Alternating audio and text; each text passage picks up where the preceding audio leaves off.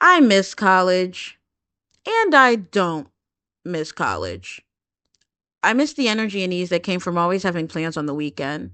The close proximity to community, so much so, anytime I get the urge to look at a new city to move to, first question on the list, is it walkable? The state of limbo at that time in your life when you're an adult, but not like a real one. What I don't miss is being in classes putting in effort to learn things that'll never stick. Juggling multiple professors' work who all think that their class is the utmost important. Being broke. Well, I mean, that's still there, but college kid broke is very different from paying your own bills broke. The point is, everyone can resonate with longing for a time when life was simpler. Could be college, high school, when you were a child, or maybe before you had a child yourself. A life before real responsibilities. A smell can bring you back there, a picture, a song. Like I said before, only time machine we have in this life, and for better or worse, why media has become saturated in it.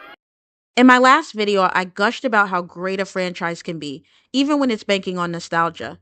And it's less about people not wanting to see it, more about people wanting their past respected and done well. When honored, nostalgia gives you a warm, fuzzy feeling, a moment that feels like home. And it's addicting. What happens when visiting that feeling turns into chasing it? I want to talk about three drastically different films in vibes and quality that all explore the elements that make Miss Nostalgia's heart beat: memory, connection, and loss, through stories centering art, love, and death. I promise this is the last video I'll make on this topic, but a bitch had a lot to say. Say if you a bad bitch, put your hands up high, hands up high, hands up high. Tell them dim the lights down right now. Put me in the mood. I'm talking about dark room perfume. I thought I'd begin with the film that sparked the idea for this video: Voldemort's 2011 fantasy comedy, Midnight in Paris. As a pretentious kid who always kept an eye on the Oscars, I watched this for the first time when I was 18, and while I didn't really like it, the concept always stayed with me. It follows Gil, a writer vacationing in Paris with his fiancée, Inez, played by Queen Bee herself, Rachel McAdams, who, funny enough, has starred in 4 movies centering time travel. Like, girl, blink twice, are you trying to tell us something? Gil is a disillusioned screenwriter struggling to finish his first novel. He's obsessed with Paris and the lost generation of the 1920s, romanticizing a time long before him. One night, drunk, wandering the streets alone, he's greeted by a rowdy group inviting him to a party. Once there, he realizes something's off. He's been transported back to the 1920s art scene, meeting writers, maybe you've heard of them, F. Scott Fitzgerald, Ernest Hemingway. The rest of the film is spent with him bouncing back and forth between the two timelines, spending the day with Inez, her college friend, and his wife, while at night falling more in love with the past and the people he only ever got to know through their work. In the middle of this is Adriana, a costume designer and mistress of Pablo Picasso Gil develops a liking to. They both share a love of a past they were not a part of. Gil with the 1920s, Adriana with the 1890s. One night, they're met with a horse-drawn carriage transporting them back to the era she longs for. And surprise, she loves it. But Gil hears the prevalent painters of this time discussing how Paris's golden age was really the 16th century Renaissance. In this moment is his epiphany. Chasing nostalgia is a useless endeavor. It comes from a place of unhappiness with the present. But in Gil's words, what the present is, it's a little unsatisfying because life's a little unsatisfying. What makes this film even more interesting, Gil isn't really chasing nostalgia, at least not the kind we're familiar with. He's chasing anemoia. Nostalgia is rooted in our personal memories or lived experiences, but anemoia is a longing for a time or place one has never experienced. Both found it in romanticization, but anemoia is a step further. Gil only has books, paintings, art to create this idealized version in his head. He has no real memories to pull from. I'm a 90s baby and proud of it, but my childhood memories are not attached to the 90s. They're attached to the 2000s.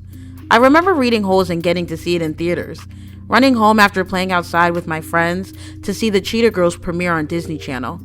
The day of 9/11 after school, seeing buildings fall on the TV, and as a child, not fully understanding but knowing what was happening was scary and significant. What I don't remember is the media frenzy that was Titanic, or Whitney Houston dominating the 90s, or the televised OJ Bronco chase. I was alive for all of this, but too young to attach any memories to them. But ask my mom right now where she was on October 3rd, 1995, and she can recall it as if she was telling you a scene from a movie. My concept of that time can only be filtered through news clippings, essays, and those who were old enough to remember it. The children now love luxury. They have bad manners, contempt for authority. They show disrespect for elders and love chatter in place of exercise. Sounds familiar to how people talk about kids today.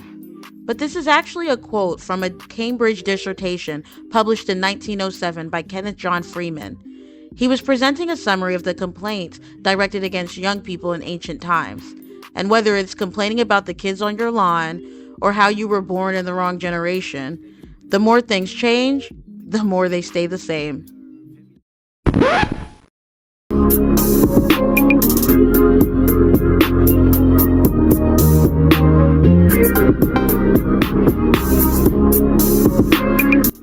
Alex Lehman's Meet Cute is a dark comedy romance that was released on Peacock in 2022. Now, be forewarned, most people hate it, for a myriad of different reasons you can scroll through over on Letterboxd. But everyone has a hear me out movie, and this is mine. I watched it at a pretty pivotal time in my life where I was mourning yet another situation that didn't work out. And although I'm thankfully no longer in that headspace, I love the movie just the same, as someone who would have absolutely been doing exactly what Sheila was, reliving the best first date you've ever had over and over and over again. Meet Cute sits in the middle of stories like Groundhog Day and 50 First Dates, where one is about an asshole stuck in his own personal hell, learning true change comes from internal growth. The other follows a commitment phobe learning love only thrives through consistent effort. But here, Sheila is not stuck in a time loop, nor does she have to alter anything about herself or approach to have a connection with the man who is seemingly her soulmate. She is choosing this because she is depressed. We don't know much about her life prior to the story, but what we do know is by the time we meet her, she has lost all hope of any positivity in her future. The day she plans to check out early is the same day she meets sarcastic nail tech June, who shows her a time machine that takes you back anywhere in the past for 24 hours. Transported to the day before, she meets Gary. Both attracted to one another, share similar backgrounds and neuroses, and this, at least from the story's perspective, is her person. But she's not interested in seeing what's on the other side.